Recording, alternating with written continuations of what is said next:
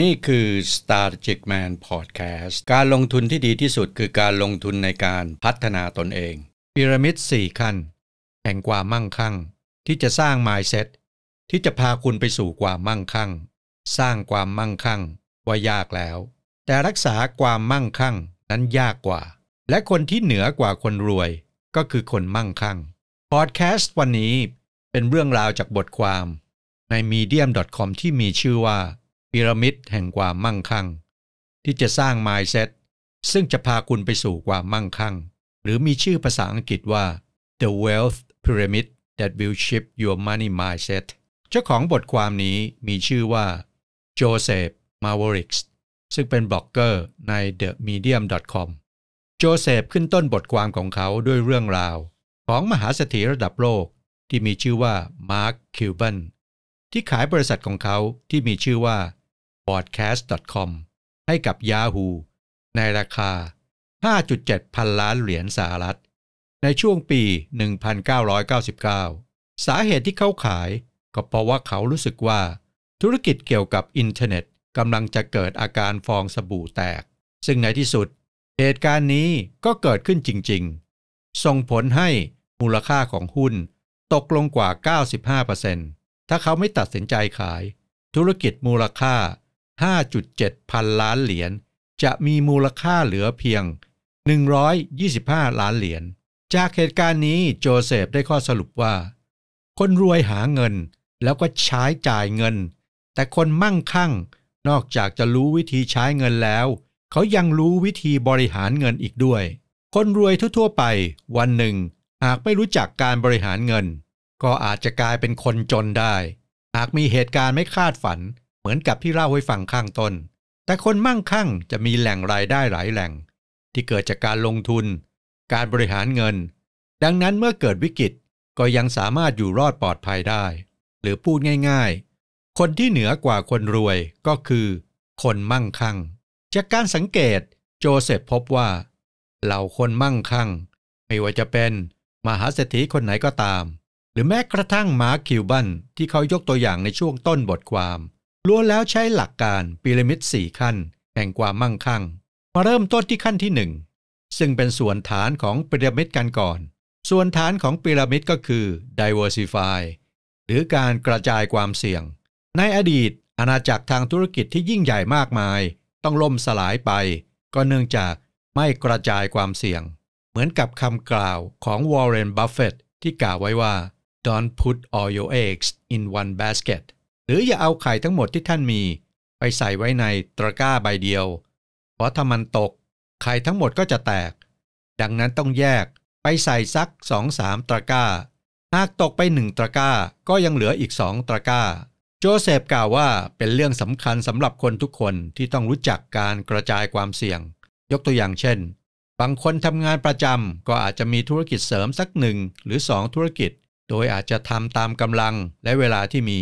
มาต่อที่ขั้นที่2ของพีระมิดแห่งความมั่งคั่งเมื่อส่วนฐานแข็งแรงโดยการกระจายความเสี่ยงในเรื่องรายได้ทำให้มั่นใจได้ว่าจะอยู่รอดแน่ไม่ว่าสถานการณ์จะเป็นอย่างไรการทำให้เกิดความมั่นใจก็คือการสะสมเงินสดหรือ accumulate โจเซฟยกตัวอย่างเรื่องการสะสมโดยอ้างอิงจากเรื่องราวของมาร์ค คิวบันมหาเศรษฐีชาวอเมริกันที่พูดถึงเรื่องการกระจายความเสี่ยงที่จะช่วยให้สามารถเอาตัวรอดได้ในทุกสถานการณ์และหนึ่งในหลักการนั้นก็คือการสะสมเงินสดหรือสิ่งมีค่าอื่นๆที่แปลงเป็นเงินสดได้เร็วเนื่องจากสินทรัพย์ในรูปแบบอื่นๆเช่นหุ้นหรือสินทรัพย์อื่นๆที่มาอยู่ในรูปเงินสดหรือยากที่จะแปลงเป็นเงินสดมันอาจจะไม่มีค่าเลยในสถานการณ์ที่วิกฤตขั้นที่3การจัดการหรือ manage การสร้างความมั่งคั่งนั้นไม่ใช่การคิดอะไรสั้นๆง่ายๆแต่มันจะเป็นการวางแผนระยะยาวเช่น 10-20 ปีดังนั้นสิ่งที่สำคัญก็คือจะวางแผนจัดการการสร้างความมั่งคั่งนี้อย่างไรเศรษฐีบางคนจ้างที่ปรึกษาทางด้านการเงินมาช่วยบริหารจัดการสินทรัพย์ของเขาทั้งนี้เพื่อทำให้สินทรัพย์ที่มีอยู่เพิ่มพูนและทวีค่ามากขึ้นเมื่อเวลาผ่านไปที่ปรึกษาด้านการเงินพวกนี้จะมีสายสัมพันธ์กับนักลงทุนหรือสามารถเข้าถึงผลิตภัณฑ์ทางการเงินที่ยากจะเข้าถึงได้ แต่สำหรับคนธรรมดาทั่วๆไปอาจจะไม่มีความจำเป็นที่จะต้องไปเสียเงินเสียทองจ้างที่ปรึกษาเนื่องจากเราสามารถหาความรู้หาประสบการณ์ในเรื่องนี้ได้ด้วยตนเองโจเซฟสรุปในเรื่องนี้ว่าความผิดพลาดทางการเงินนั้นส่วนใหญ่เกิดมาจากความผิดพลาดในขั้นที่3ของพีระมิดนี่แหละซึ่งก็คือการบริหารจัดการหรือ manage นั่นเองเมื่อรู้จักการกระจายความเสี่ยงรู้จักการสะสมเงินสด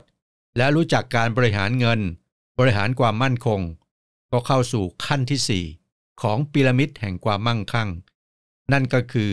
การอนุรักษ์หรือ preserve ทุกคนเคยได้ยินคำว่าเมื่อขึ้นหลังเสือแล้วลงยากในมิติของความมั่งคั่งก็เช่นเดียวกันการสร้างความมั่งคั่งว่ายากแล้วการรักษาความมั่งคั่งนั้นเป็นเรื่องที่ยากยิ่งกว่าอาจจะกล่าวได้ว่าการรักษาความมั่งคั่งให้อยู่รอดได้อย่างยั่งยืนถือได้ว่าเป็นสุดยอดวิทยายุทธ์ในเรื่องความมั่งคั่งเลยโจเซฟใช้คำว่า Any fool can make a fortune it takes a man of brains to hold on to it ซึ่งหมายความว่าคนโง่อาจจะโชคดีในการสร้างความมั่งคั่งแต่ในการรักษาความมั่งคั่งมันต้องใช้สมองโชคอาจจะไม่ช่วยอะไรโจเซฟกล่าวว่าถึงแม้พีระมิดแห่งความมั่งคั่งจะดูเหมือนมี4ขั้นก็ไม่ใช่ว่าขึ้นไปขั้นที่สูงกว่าแล้วจะไม่สนใจหรือละเลยขั้นก่อนหน้าจริงๆแล้วถึงแม้ขึ้นไปขั้นที่สูงกว่าแล้วก็ต้องหันกลับมาดูขั้นที่ผ่านมาแล้วคล้ายๆว่าแต่ละขั้นมันต้องไปควบคู่กันเกื้อกูลกันไปในแต่ละขั้นก่อนจะจบพอดแคสต์นี้ผมขอสรุป4ขั้นของพีระมิดแห่งความมั่งคั่งอีกครั้งหนึ่งขั้นที่1การกระจายความเสี่ยงอย่าเอาไข่ทั้งหมดของท่านมาใส่ไว้ในตะกร้าใบเดียวขั้นที่2ต้องสะสมเงินสดไว้รองรับสถานการณ์ฉุกเฉินขั้นที่3ต้องบริหารจัดการความมั่งคั่งหากบริหารจัดการไม่ดีทุกอย่างอาจจะพังพินาศได้และขั้นที่4สร้างความมั่งคั่งว่ายากแล้วแต่การรักษามันไว้ยากยิ่งกว่าและนี่คือพอดแคสต์พีระมิด4ขั้นแห่งความมั่งคั่งและพบกันใหม่กับ Strategic Man Podcast ในตอนต่อไปครับสวัสดีครับนี่คือ Strategic Man Podcast การลงทุนที่ดีที่สุดคือการลงทุนในการพัฒนาตนเอง